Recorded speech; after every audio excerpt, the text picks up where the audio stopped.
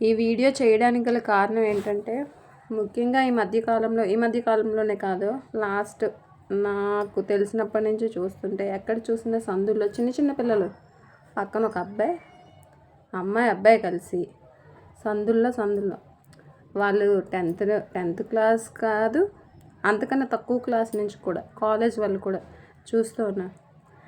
అది చూసినప్పుడు నాకు అనిపించింది, బాగా పిల్లలు పాడైపోయారు అనేసి ఒక ఫీలింగ్ వచ్చింది. సర్లే, ఒక్కొక్కసారి అయితే మరీ రూడ్గా అసలు డిస్టెన్స్ కూడా లేకుండా నించొని మాట్లాడుతున్నారు.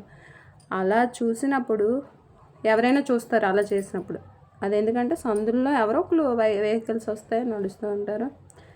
సరే, ఆ పేరెంట్, ఆ పర్సన్ వాళ్ళ పేరెంట్కి ఇవి చూసిన వాళ్ళు వెళ్ళి చెప్తే ఆ పేరెంట్ ఫేస్ ఎక్కడ పెట్టుకుంటారు చెప్పండి? ఎవరైనా అమ్మాయిలైనా అబ్బాయిలైనా ఈ విషయం ఆలోచిస్తున్నారా?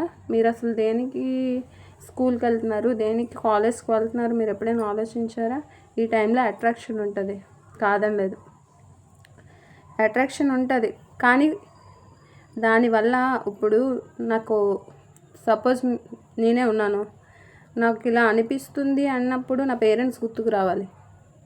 ఎవరికైనా గుర్తొస్తున్నారా?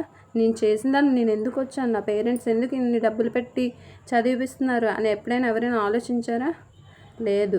మనకి నచ్చినట్టు తిరుగుతాం. వాళ్ళు ఎంత కష్టపడి చదివిస్తున్నారు. ఇంతకుముందు గవర్నమెంట్ స్కూల్ ఉండేవి, ఏ ఫీజు ఏమీ ఉండేవి కాదు. ఇప్పుడు అలా కాదు, ప్రతి ఒక్కరిని కూడా ఎక్కువ శాతం ప్రైవేట్ స్కూల్లోనే చదివిస్తున్నారు. అందరూ ప్రతి ఒక్కరు ఏమైనా ఉన్నవాళ్ళ అప్పులు చేసి మరి చదివిస్తున్నారు. వాళ్ళు ఏం పనులు చేస్తున్నారు?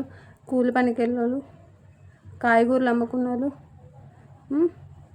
ఇంకా అందరూ చిన్న చిన్న పనులు చేసుకున్న వాళ్ళు కూడా ప్రైవేట్ స్కూల్లో వేసుకుంటున్నారు. ఎందుకు? నా పరిస్థితి నా పిల్లలకు రాకూడదని. కానీ మీరు ఏం చేస్తున్నారు? ఎప్పుడైనా ఏ అబ్బాయి అయినా అమ్మాయి అయినా ఆలోచించారా? ఈ టైంలో ఇన్ఫాక్చువేషన్స్ ఉంటాయి, కానీ అది ఇన్ఫాక్చువేషన్.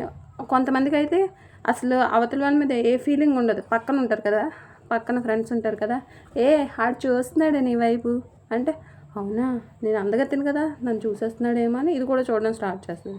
ఫస్ట్ దీనికి ఏముండదు, కానీ చూస్తుంది. పక్కన ఉన్న వాళ్ళు చెడగొడతారు సార్. మైండ్ని పక్కన, అలాంటి ఫ్రెండ్షిప్ని పక్కన పెట్టేసి ముందుకు వెళ్ళండి.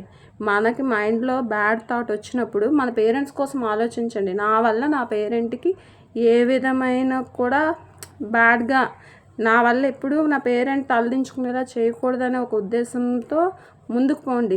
మంచిగా చదువుకోండి. ఆఫ్టర్ డిగ్రీ వరకు శుభ్రంగా చదువుకోండి. అప్పుడు కూడా ఆ టైంలో నీకేమైనా అనిపిస్తే ఇంట్లో పేరెంట్కి చెప్పండి. పేరెంట్కి చెప్తే వాళ్ళు ఒప్పుకోకపోతే ఒప్పించుకోండి.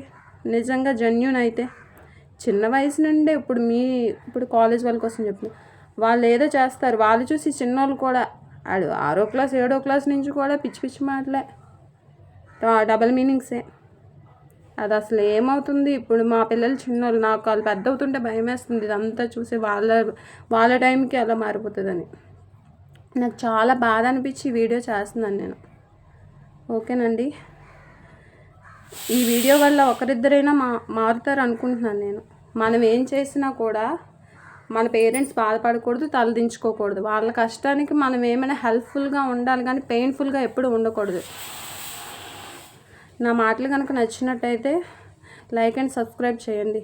ఇలాంటి వీడియోస్ ఇంకా పెడతాను నేను, ఎందుకంటే నాకు చాలా విధంగా అసలు చాలా కోపంతో పెడుతున్న వీడియో ఇది. ఈ వీడియో వల్ల ఎవరైనా మారుతారేమో, పిల్లలు కొంచెం పేరెంట్స్ కోసం ఆలోచిస్తారేమో. వాళ్ళు చాలా కష్టపడుతున్నారు కదండి మన కోసమే. చాలా అంటే చాలా చెప్పలేను. ఇంట్లో చేసుకుంటూ బయట చేసుకోవడం అనేది చాలా కష్టమైన పని. అవన్నీ చేసుకొని మీకు నచ్చిన బట్టలు కొని, మీకు నచ్చినట్టుగా డ్రెస్సింగ్ చేసుకొని మీరు వెళ్ళి వేషాల వల్ల వాళ్ళు తలదించుకోకూడదు. శుభ్రంగా రెడీ అవడంలో తప్పు లేదు. ఆ విధయానికి మీకోసం మీరు రెడీ అవ్వండి, ఒకరి కోసం కాదు, ఎవరి కోసమో కాదు. నా మాటలు కనుక నచ్చినట్లయితే లైక్ అండ్ సబ్స్క్రైబ్ చేయండి. నెక్స్ట్ వీడియోతో వస్తాను.